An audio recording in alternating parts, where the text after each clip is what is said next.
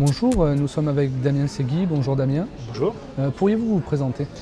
Alors, je suis Damien Segui, je suis éleveur d'éléphants. Je m'occupe surtout de la BU conseil et expertise de Alterway Consulting, dans lequel on s'occupe principalement de PHP, de MySQL et de pas mal d'autres technologies, de toutes les technologies open source, en profitant des experts qui sont dans le groupe d'Alterway.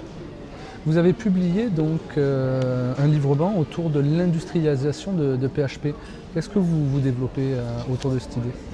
Alors, l'industrialisation, d'abord c'est un gros mot, c'est dur à prononcer, mais c'est aussi un constat. Jusqu'à présent, PHP était un peu en mode d'expérimentation auprès des DSI en général, donc de savoir est-ce que ça pouvait servir à quelque chose, et en général, il est ressorti plutôt gagnant de cette expérimentation. Et donc aujourd'hui, le principe, c'est qu'on passe à l'étape d'après et on commence à lui confier des missions critiques, on commence à le surveiller un petit peu plus près. Donc on a clairement une nouvelle frontière qui s'ouvre à nous, qui n'est plus une problématique entièrement technique. De ce côté-là, PHP, je pense, a fourni ses preuves. Mais il s'agit de l'insérer dans les pratiques habituelles du SI et d'être capable d'aller un petit peu plus profond dans la connaissance de l'évolution du projet, de son cycle de vie. Donc ça demande des méthodologies et de l'outillage. Rien de plus que ce qu'on fait déjà quand on gère un projet open source de plusieurs milliers de personnes, comme c'est le cas pour PHP lui-même, mais appliqué directement à l'entreprise. Quel rôle ont à jouer justement les frameworks dans ce paysage? Alors les frameworks aujourd'hui, c'est probablement le fer de lance de l'industrialisation en PHP. C'est eux qui amènent pas mal de bonnes pratiques comme les conventions de codage, une certaine structuration de la conception, des composants déjà réutilisables. Tout ça, c'est des choses que les frameworks fournissent. À côté de ça, on a toute une pan du projet PHP qui n'est pas encore vraiment encadré, tout ce qui est notamment autour des tests, de l'intégration continue et du déploiement vers les plateformes. On voit clairement que le nombre de serveurs qui font fonctionner des applications PHP croît, le trafic augmente, le nombre d'utilisateurs augmente, donc on a toujours besoin d'augmenter les outils, l'automatisation, de façon à ne pas pouvoir laisser passer aucune erreur par la suite. L'idée, c'est vraiment de passer d'un mode réactif, comme on avait jusqu'à présent, avec une réactivité extrême dans l'utilisation de PHP, à un mode plus proactif où on anticipe les problèmes. Et le rôle à jouer de la communauté dans ce domaine-là? Alors dans ce domaine-là, la communauté a beaucoup de choses, je dirais, à faire.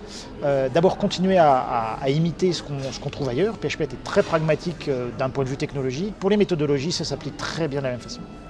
On a aussi beaucoup d'outils qui nous manquent un peu pour pouvoir gérer des choses proprement en PHP. On les emprunte aux autres technologies, je veux dire, de ce côté-là, il n'y a pas de souci. Java, Perl, Python, tout ça, on va leur prendre les outils. Il y a aussi un peu de l'identité de PHP exprimée à travers ces outils-là, son côté plus réactif, plus collaboratif. Et donc, clairement, la communauté va avoir un rôle à jouer dans les années pour justement fournir ces outils-là et exprimer sa différence. Dans le positionnement des outils comme les CMS et de plus en plus d'outils packagés qui sont la plupart du temps aussi dans le domaine open source développé autour de PHP, quel rôle a joué aujourd'hui PHP dans ça justement, le langage par rapport à ces outils? Comment se positionne Alors, je dirais que la première chose par rapport à ça, c'est effectivement de continuer à fournir une plateforme mature et évolutive.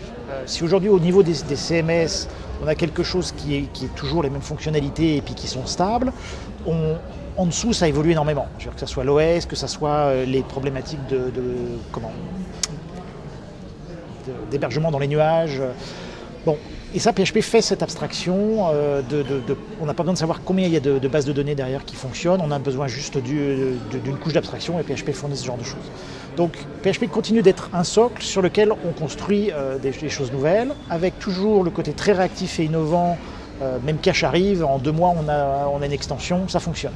Et de l'autre côté, des outils qui sont classiques, qui sont communs, qui sont courants. Les CMS fournissent toujours les mêmes outils d'interrogation d'une base de données, de rapports, de choses comme ça. C'est ce dont tout le monde a besoin, il faut que PHP continue à le fournir. Merci beaucoup pour cette interview et à bientôt. Merci aussi.